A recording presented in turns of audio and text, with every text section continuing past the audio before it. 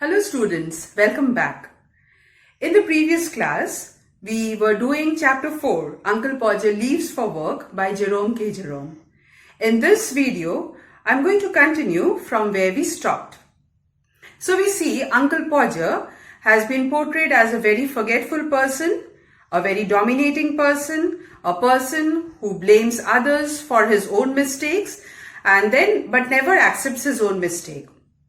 Now, Uncle Podger, he loses his newspaper early in the morning, but then instead of trying to find it himself, he blames others for not being able to find the newspaper. And finally, when they find the newspaper, it would usually be found in the place where Uncle Podger was sitting. That is, Uncle Podger would usually be sitting on the newspaper.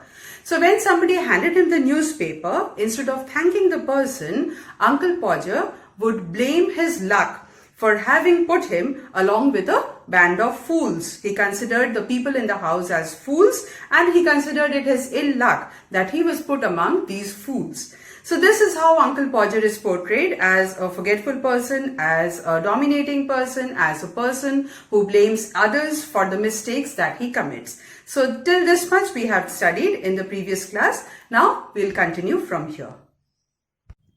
This settled, he would start for the hall, where it was the custom of my Aunt Maria to have the children gathered, ready to say goodbye to him. One of them, of course, was sure to be missing. The moment this was noticed, all the other 6, without an instant's hesitation, would scatter with a whoop to find it. Now, after the newspaper matter was settled and he had finally got the newspaper and he was now ready to go, he would go to the hall. He would start for the hall. And it was the the usual practice. It was the usual practice that Aunt Maria would have all the children gathered there at the hall so that Uncle Podger would bid goodbye to them before leaving. And then, surely, one of the children was to be missing. He was not to be found.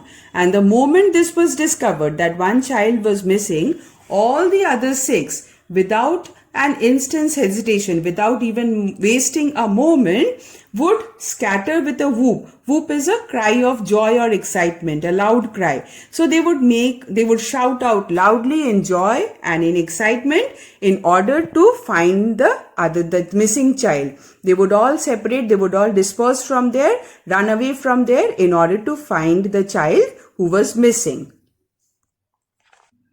Immediately after they were gone, it would turn up by itself from somewhere quite near, always with the most reasonable explanation for its absence. Thus, 5 minutes at least would pass in everybody looking for everybody else, which was sure enough time to allow my uncle to find his umbrella and lose his hat. Now, immediately as the children had dispersed in order to find the child that was missing, from somewhere the missing child would come. And the child always had a very good explanation to give for its absence, would have a very good, valid reason, a good reason to give why he was absent.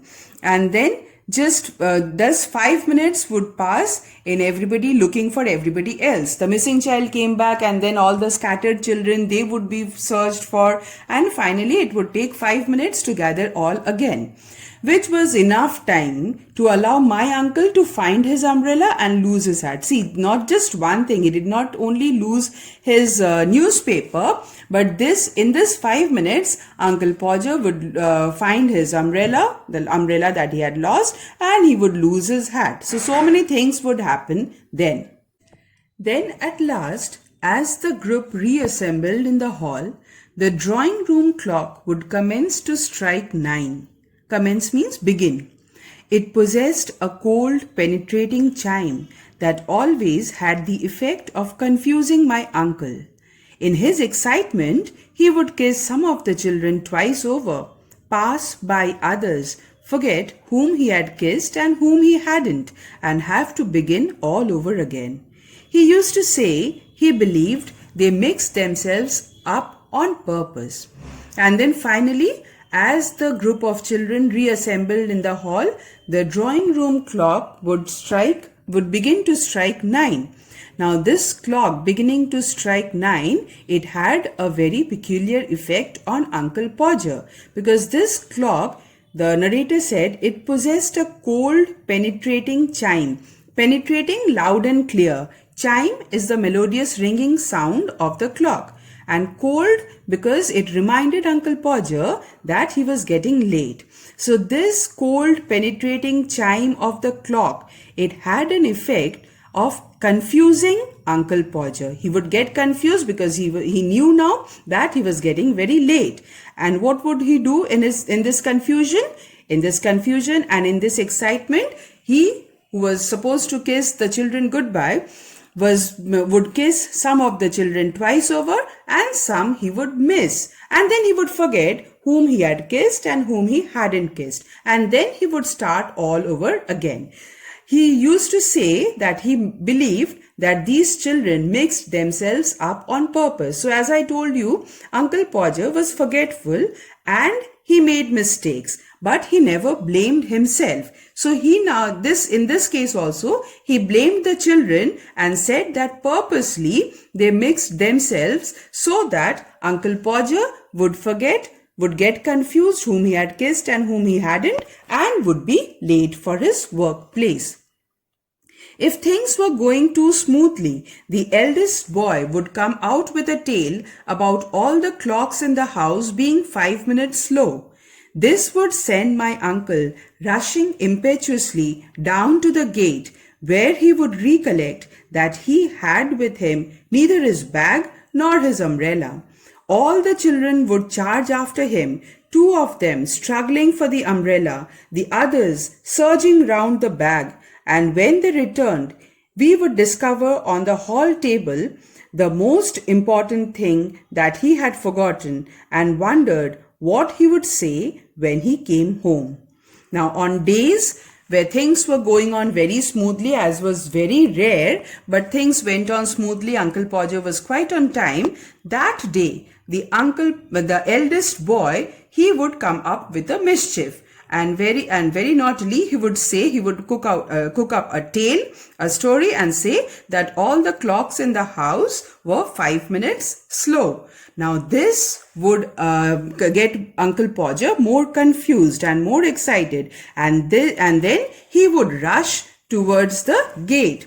Rush impetuously, thoughtlessly, without thinking, very quickly, acting very quickly without thinking. So without any thought, he, as the child would say that all the clocks were 5 minutes slow, he would rush to the gate, and then at the gate he would recollect that he did not have his bag or his umbrella with him. Now all the children would again rush to get his bag and his umbrella for him. 2 of them struggling for the umbrella. They would try to get the umbrella, and they would have a race over there who would get the umbrella first and hand it over to uncle. And the others surging round the bag. Surging is moving rapidly, moving fast. And the others would move around the bag, trying to get hold of the bag faster and hand it over to uncle. So there was a commotion there. The children struggling for the umbrella and for the bag. And when they returned, we would discover on the hall table the most important thing that he had forgotten. And when Uncle Podger set off and all the children came back to the hall, they would be reminded that Uncle Podger had left the most important thing that he wanted, and from where all this commotion started, that is his newspaper. And they would wonder how Uncle Podger would react when he came home and told them that the newspaper was missing. So students, with this we come to the end of this chapter. I hope you all have understood the chapter. Watch the videos, go through the text. I am sending an assignment along with this video.